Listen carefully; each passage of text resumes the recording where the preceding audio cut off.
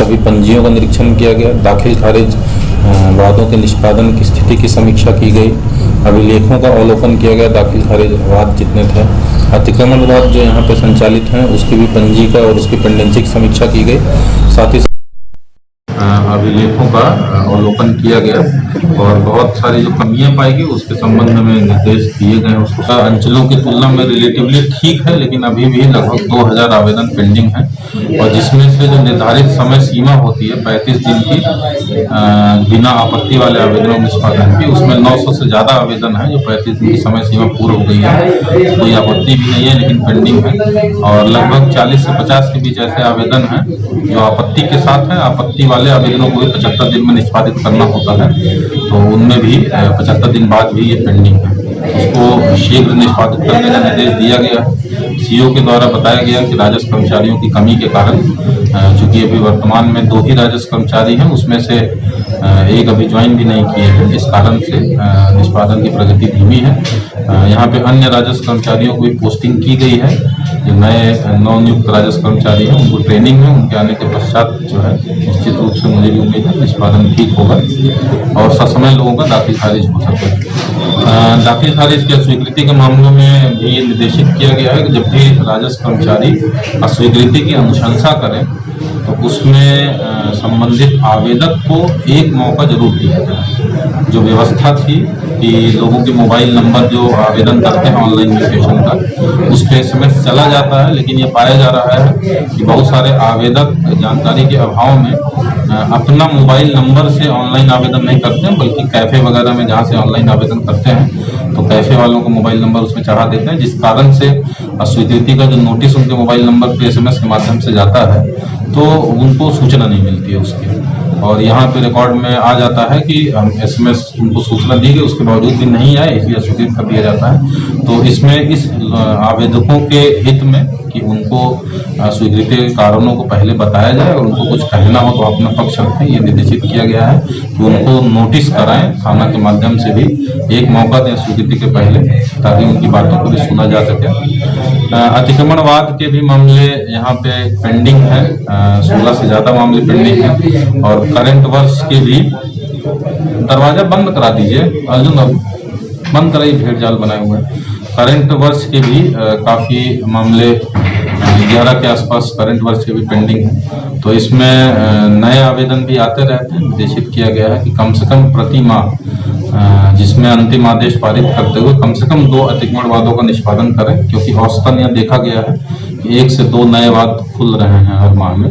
ये उसी तरह करेंगे तो बैलेंस रहेगा, अदरवाइज पेंडिंग केसेस की संख्या बढ़ती जाएगी और इस कारण से बहुत सारे लोग शिकायत में आवेदन पढ़ते हैं अतिक्रमण न हटने के कारण।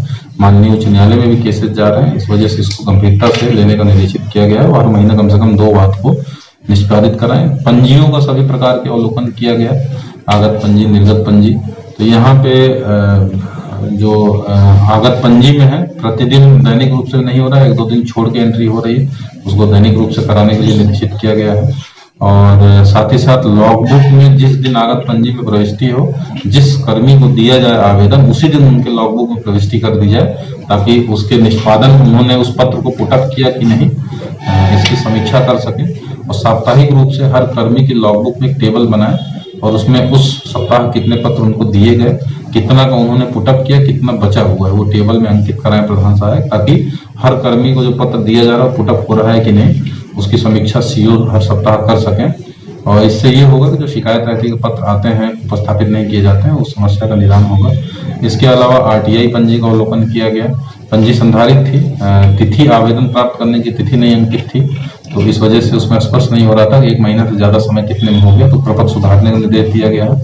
इसी प्रकार से CWJC MJC वादों की पंजी, लोक शिकायत निवारण से संबंधित पंजी, जितनी प्रकार की पंजियां थी, कुछ प्रपत्र में जहां कमी पाई गई है उसको सुधार करने के लिए निर्देशित दिया गया है, ताकि हर पंजी में रिफ्लेक्ट हो कि कब आवेदन आया और कब उसका निष्पादन हुआ है।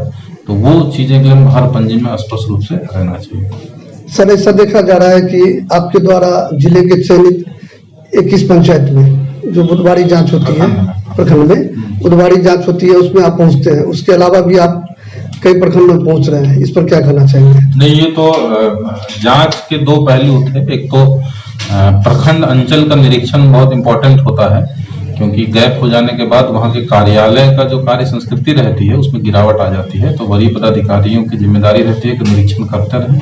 इस क्रम में प्रयास करते हैं कि सप्ताह में एक दिन किसी प्रखंड या अंचल कार्यालय का निरीक्षण कर लिया जाए, ताकि वहां के जो कार्य संस्कृति है उसकी कमियों को देख के गाइड किया जा सके, उसमें सुधार कराया जा सके। दूसरा ये भी बहुत इंपॉर्टेंट होता है कि प्रखंड से ही नहीं बल्कि जो पंचायत स्तर पे अंत में तो जो योजनाओं का क्रियान्वयन होता है पंचायत स्तर पे ही जाकर उसकी जांच की जा सकती है। तो इसीलिए सरकार के निर्देश के आलोक में प्रत्येक सप्ताह प्रखंड विकास पदाधिकारी, अंचल अधिकारी और जिलों के वरीय जो प्रभारी पदाधिकारी उनको भी भेजा जा रहा है कि पंचायतों में जाएं और एक दिन में कम से कम 1-2 स्कूल देखें, 1-2 आंगनवाड़ी केंद्रों को निरीक्षण कर लें, पीडीएस दुकानों को देख लें।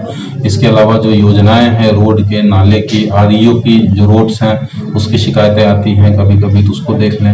हर घर नल जल की स्कीम है जो पीआरडी डिपार्टमेंट द्वारा, पीएचडी डिपार्टमेंट द्वारा किया जा रहा है, उसमें जो कमियां रहती हैं तो उसको निरीक्षण करने से एक इसमें फायदा दिख भी रहा है हम लोगों को। हर घर नल के जल में काफी नॉन फंक्शनल की संख्या शुरू में काफी ज्यादा थी और अब हम देख रहे हैं अब उसमें जो संबंधित जनप्रतिनिधि हैं जहां कमियां थी उसको हर जगह अभियान के तौर पे दूर करा रहे हैं। तो इसी प्रकार से और साथ ही साथ जो विद्यालय वगैरह में था उसमें भी एक जब हर स्तर के पदाधिकारी जाके जांच कर रहे हैं तो शिक्षकों की उपस्थिति में भी हम लोग सुधार देख रहे हैं। और जो जो कमियां रिपोर्ट हो रही हैं जांच में, हम लोग डीडीसी की अध्यक्षता में एक सेल भी बनाए हुए हैं सरकार के निर्देश के आलोक में।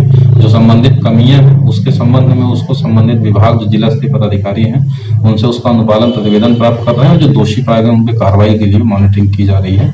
तो निश्चित रूप से सरकार के निर्देश के आलोक में जो योजनाओं को धरातल पर ले जाने का कार्य है, निरीक्षण से उसमें निश्चित रूप से सुधार आएगा। धीरे धीरे दिखने भी लगा है, लेकिन और कुछ समय हम लोग यही करते रहेंगे तो निश्चित रूप से अगले 5-6 महीने में और सुधार दिखेगा। राजस्व वसूली की यहाँ क्या स्थिति है? लगान वसूली की तो चूंकि हम लोग समीक्षा मासिक रूप से जिले में करते हैं और अपने जिले का लगभग 17% के आसपास हो गया है। झंझारपुर में क्या डेटा है अभी तक? प्रतिशत में कितना हुआ है? 59 में 15%, लगभग 25% हो गया है। जो पुअर ब्लॉक्स थे हम लोग 2-3 ब्लॉक चिन्हित किए थे, उनसे अलग से हम लोग सुपौल भी मीटिंग में करने का निर्णय लिए थे। नल जल योजना में झंझारपुर प्रखंड में काफी शिकायत आ रही है। नहीं, ये देखिए, ये नल जल स्कीम ऐसी स्कीम है कि ये वार्ड समितियों को दिया गया था। उसका उद्देश्य यही था कि लोग उसको अपनी संपत्ति समझें और वार्ड क्रियान्वयन समिति जो है उसको बनाए और फिर लोग एक समूह जो समुदाय होता अपनी संपत्ति समझ के उसको रख रखाव करे। तो कुछ जगहों पे तो जहाँ पे नल जल शुरू भी हुआ तो लोग शुल्क नहीं दे रहे हैं। पानी की आपूर्ति अभी भी कई जगह हो रही, लोग शुल्क नहीं दे रहे हैं। हालांकि सरकार ने उसका मेंटेन करने के लिए फंड भी प्रोवाइड करती है, लेकिन उसके बावजूद कई छोटे छोटे इशू आते हैं, कुछ कहीं पाइप लीकेज हो जाता है। तो ये सरकार का निर्देश है कि जो सरकार की तरफ से फंड मिले उसके अलावा 30 रुपए मासिक शुल्क भी दें। तो हर परिवार को वो देना चाहिए। एक तो उससे रहेगा ताकि उसकी मरम्मती डेली बेसिस पे कराई जा सके। इसके अलावा एजेंसी जो है रिपेयर के लिए लगभग 130 एजेंसी पूरे जिले में हम लोगों ने पैनल किया है और उनके माध्यम से भी अब उसको जहां जहां पे कमी रहती है उसको ठीक कराया जा रहा है। तो इसमें जरूरी है, लेकिन जब ठीक होगा और लोग अपनी संपत्ति नहीं समझेंगे तो फिर और खराब होता जाएगा। लेकिन अभी संख्या में काफी वृद्धि हुई है। जो फंक्शनल वार्डों की संख्या जितनी थी अभी उसमें काफी सुधार हुआ है और ये सतत प्रक्रिया है। वो स्कीम है, खराब होगी फिर रिपेयर होगा फिर होगी, तो उसको हम लोग भी एजेंसीज के माध्यम से जनप्रतिनिधि उसको करवा भी रहे हैं। लेकिन आप लोगों के माध्यम से सभी लोगों से भी अपील करेंगे जहाँ पे संचालित है कम से कम वहाँ पे अगर वार्ड सदस्य अनुरोध करें मासिक शुल्क का, उसको आप लोग योगदान करें ताकि नल जल की स्कीम जो है सतत रूप से दीर्घकाल के लिए संचालित हो।